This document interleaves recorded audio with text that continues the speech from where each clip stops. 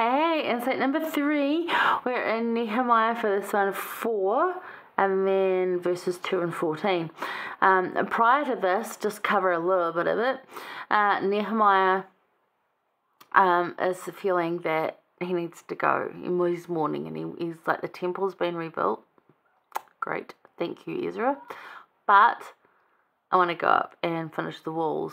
And so that same king that we were talking about with the weird long name with X's in it, Artaxerxes or something. Anyway, he says, yep, sure, go do that. But he's opposed. There's opposition that comes in from a guy called Sanballat. I can't remember. Anyway, but there's opposition. Doesn't really matter who it's from. There's opposition. People don't want him building the walls. They don't want Jerusalem rebuilt. They're like, no, I don't like that idea. It was a stronghold city that was hard to overcome. We don't want it rebuilt. And yet the king of Persia is actually okay with it. He's like, it's fine. Doesn't matter. We're good. But yeah, so in chapter 4 and 2 and 14, you get the opposition people actually yelling at them as they're building. Previous chapters, go and have a look. They list again who went up and built, and it's really nice to see that actually Nehemiah had his daughters with him building, and that you'll find in verse 12 of chapter 3. Eliashib the high priest, and there's just, yeah, he and his daughters, and I'm just like, it wasn't just the men that went, they all went, and I think that's really cool. They weren't sexist in any way, which is awesome. So chapter 4. So, verse 2 says, and he spake before his brethren in the army of Samaria, because it was the Sumerians or Samaritans. They didn't want them Sumerians. No, we don't want this rebuilt. We don't like it. We don't like Persia. We don't like you. We're just going to cause problems. So anyway, and said, yeah, what do these feeble Jews? Will they fortify themselves? Will they sacrifice? Will they make an end in a day? Will they receive the stones out of the heaps of the rubbish which are burned? Because remember, Jerusalem was totally burned down. This is a big mess they've got to clean up before they can rebuild.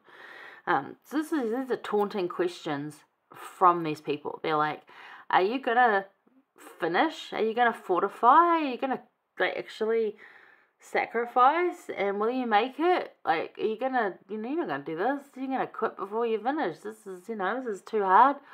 We're going to stand here and mock you the whole time and cause you trouble. And then over in 14, it says, because again, first person narrative, very easy to read.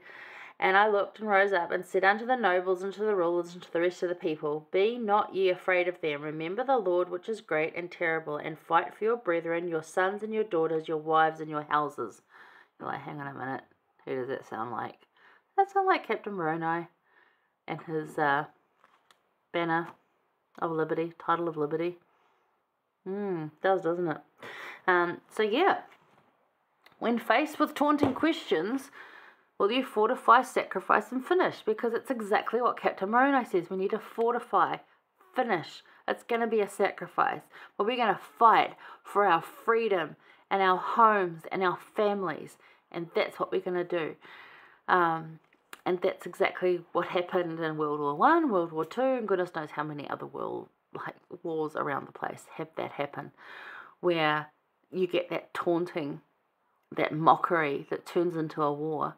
But we will fight for our freedom, for our homes, for our families and our homes and our freedom.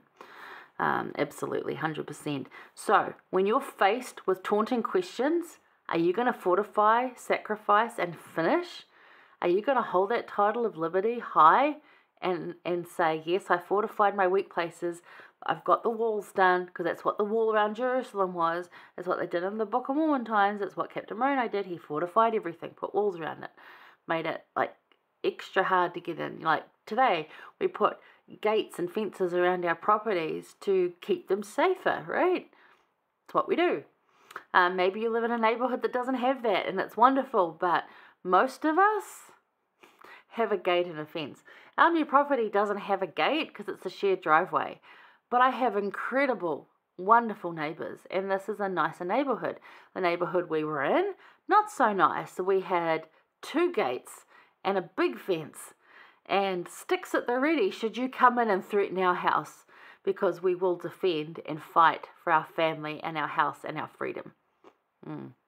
Anyway, so in verse 16, have a look, because some are protecting while some labor. So he appointed, okay, he's like, okay, this is going to be trouble. Some of you need to stand here with like swords and shields ready to protect while the rest of us build. And in verse 18, it's like building ready to protect yourself also. Some of them were building with swords attached to them, ready to go, but building at the same time. But should any skirmish break out or anyone try and attack, they're like, ready, gotcha. So be prepared ahead of time by fortifying, so when taunted, you have the strength to finish. So when you get these things flung at you, you'll be like, it's good, I'm going to finish. I'm not giving up on this.